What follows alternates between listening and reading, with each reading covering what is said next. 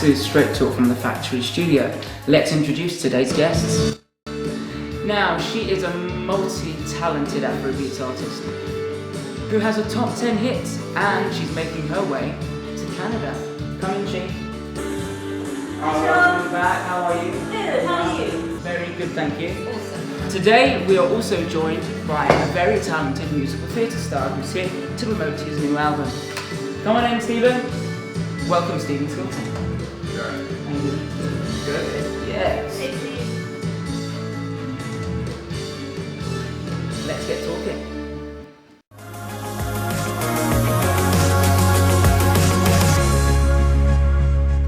So as I mentioned in the opening there, you are here to promote this. I take no credit, of course. It is his brand new album, You Raise Me Up, hence the title of the song. It's got some great music on there.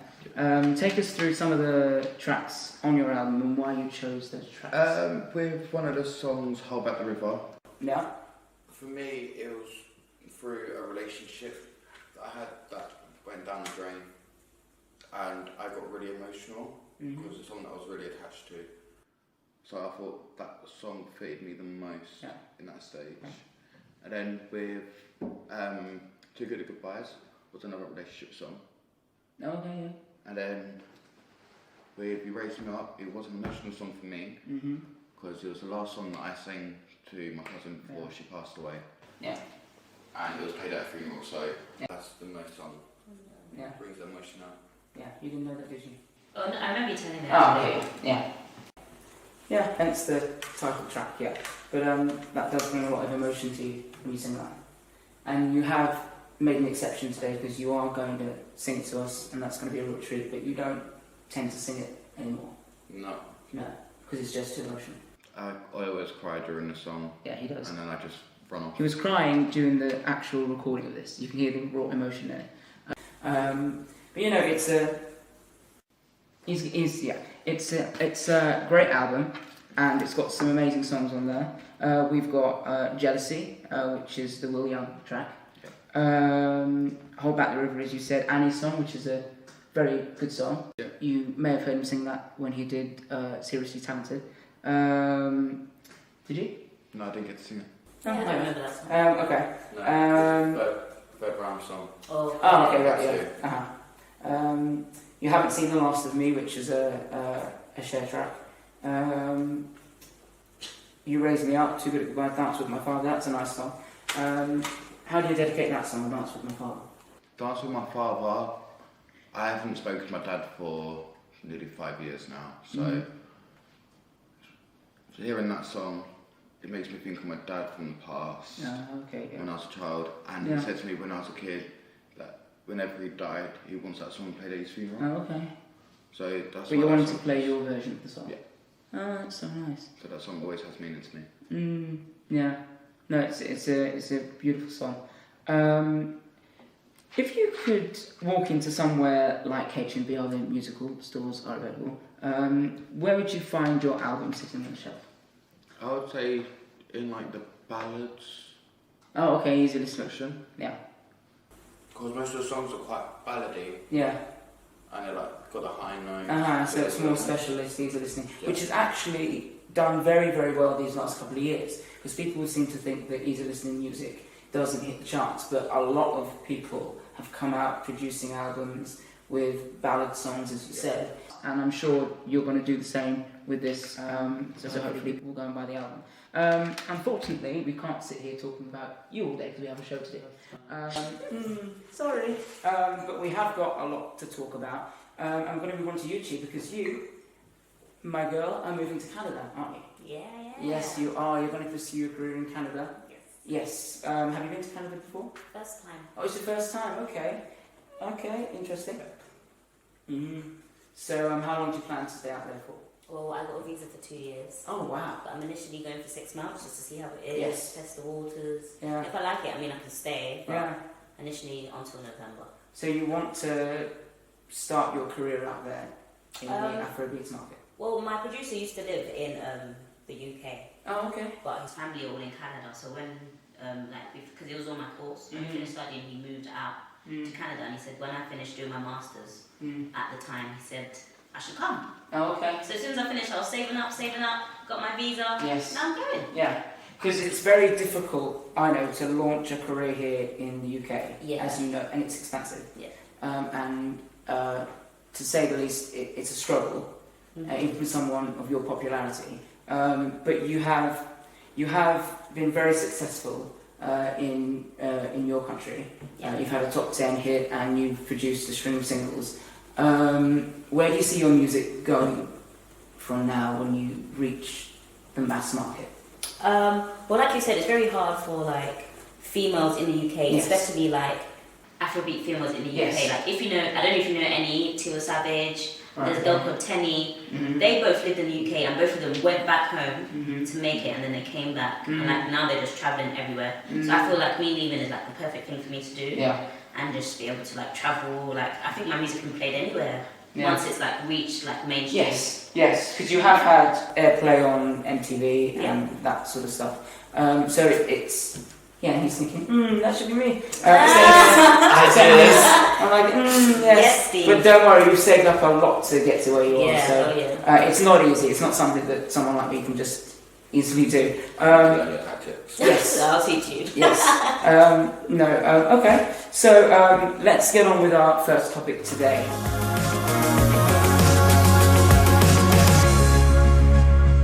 BT have put up 4,800 red phone boxes for adoption. So you know the traditional red phone boxes that have the big phone box sign, quintessentially British. You'll find a lot of them dotted around London. Very easy to find. They're just standing there with no use. Obviously, with today's modern age, you've got the mobile phone. You don't use the phone boxes. So you pay £1, I kid you not, and you can use it for literally anything you want within reason. Well, I say within reason, but someone has turned it into a mini library. You could even make a cake stand, and this is all in aid of charity, but someone went a step further, and I kid you not. Somebody paid their £1 and decided to make their very own miniature nightclub. I'm happy about that. Yes. I like that idea. Oh yes. So they've been invited to adopt these BT famous red phone boxes, as I said, as long as they pay £1.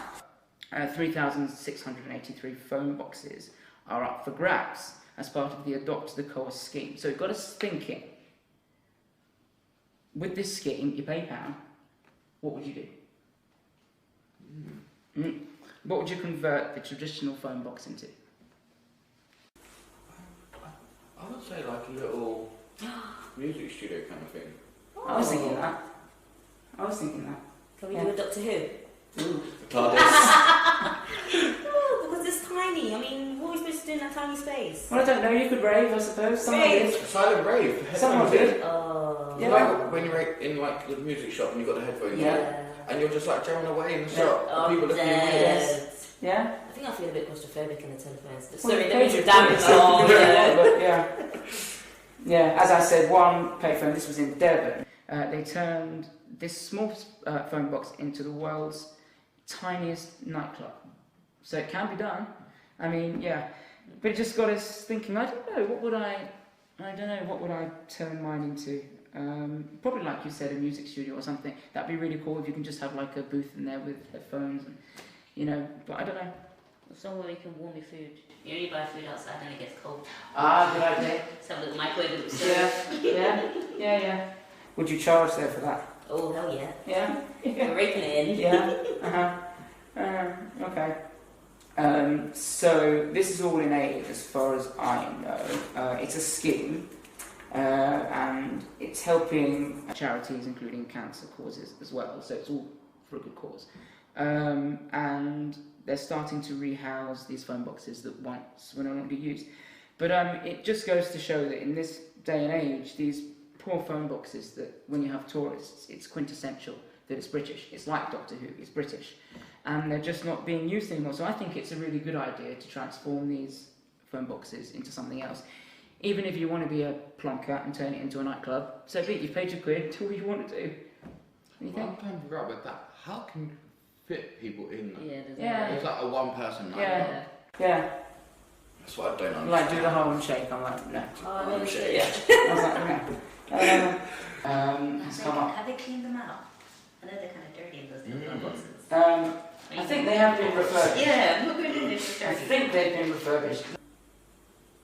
Yeah, no. Well, it says BT will continue to provide electricity to power the light for the adopted cases free of charge. Oh, nice. So you pay a pound and you get free electricity. Yeah.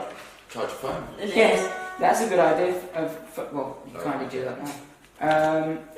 But as I said, there's a dramatic growth in mobile phone use, and it's seen these phone boxes tumble by 90%. So let's keep the traditional phone boxes alive, shall we? I think so. Yeah, I think so.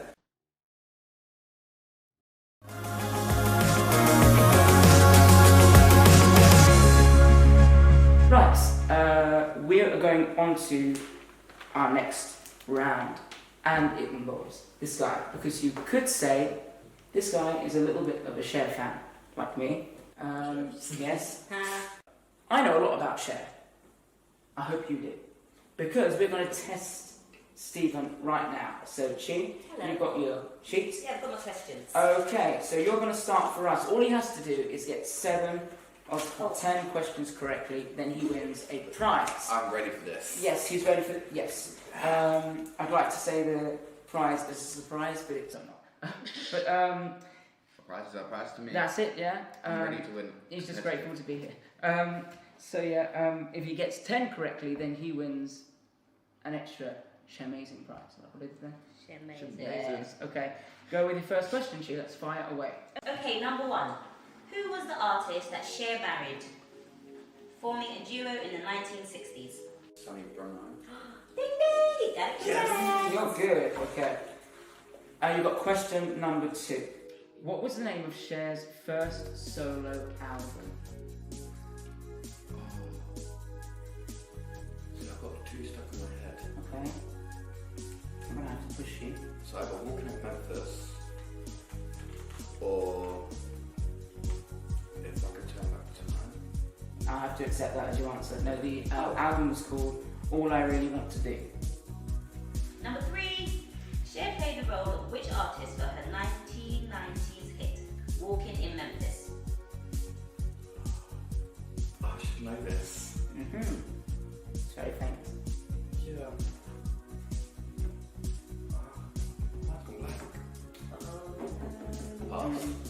Elvis! Yeah. She was Elvis in Memphis. And she loved playing that role. Okay, never mind. Question 4. What was Cher's biggest UK hit since Believe, released in 2013? Walking in Memphis, or In 2013. 2013 would be. I sing it sometimes.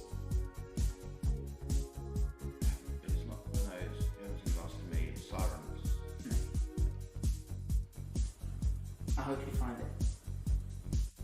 And I hope you find No. what you're looking for.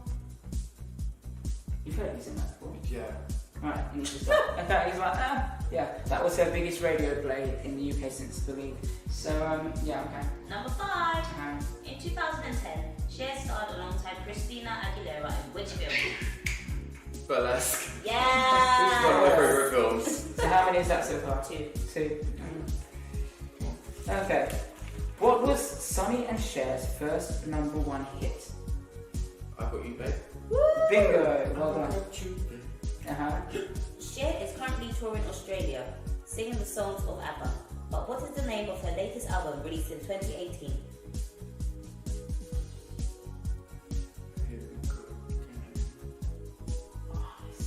Close. That's the name of her tour. Raunchy said. Dancing Queen. It was Dancing Queen, that was the name, yeah. It was Dancing Queen. She's releasing another ABBA-inspired album as well.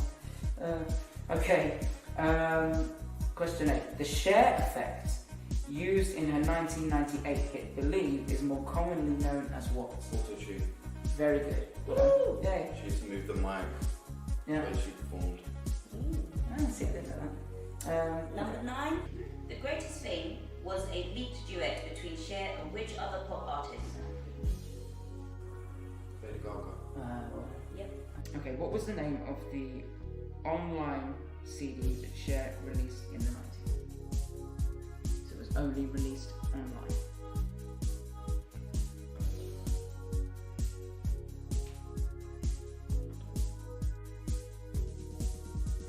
.com.commercial. That was her album that she released in 1998. How many did he get right? 5 out of 10. That's not bad. I think we should give him his gift. Yeah! I think so. Right. Cher's ready to sit so we can squat up. Do you know what I'm going to be doing tonight? Let's see her. You're welcome. Right.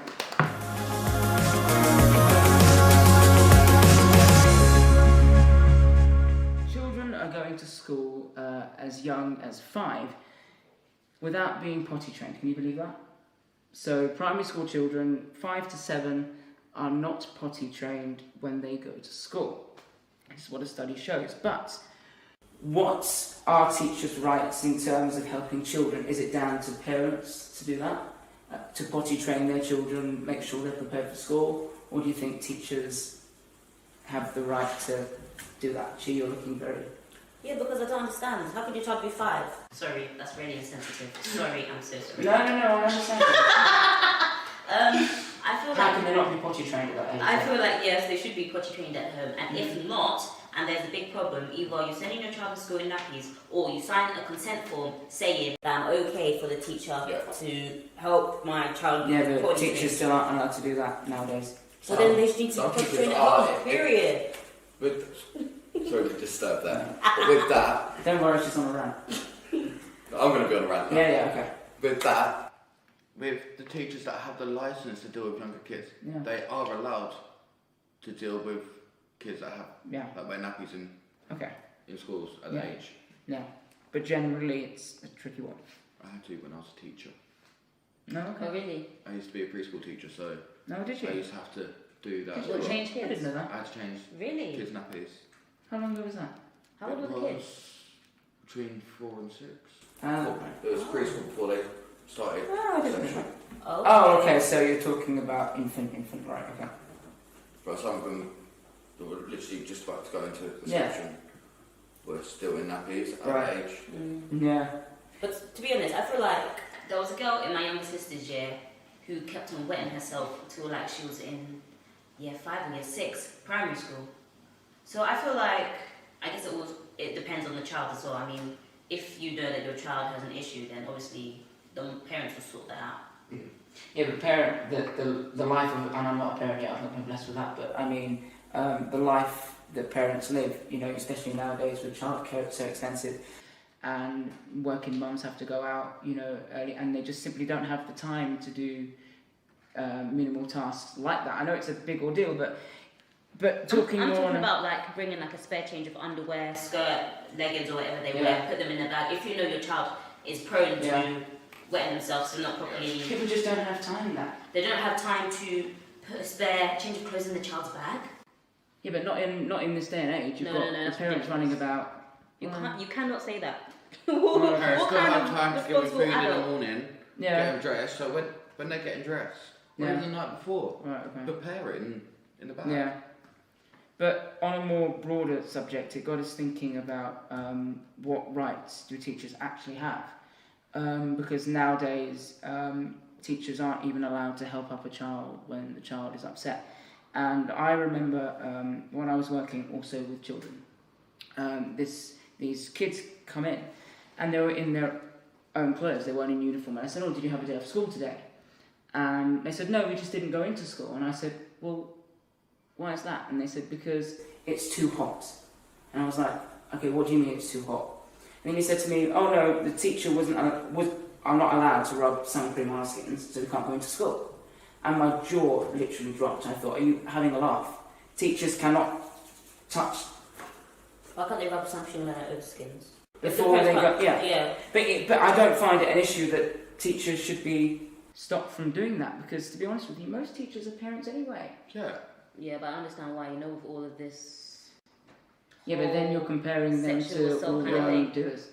No, it's not even that, it's just better being safe than sorry. I think that's all it is, really. Yeah, we've gone too PC because we're looking at all these people who've done wrong. We just compare them and think, okay, because this person's done something, you're automatically in that category, and that's not good.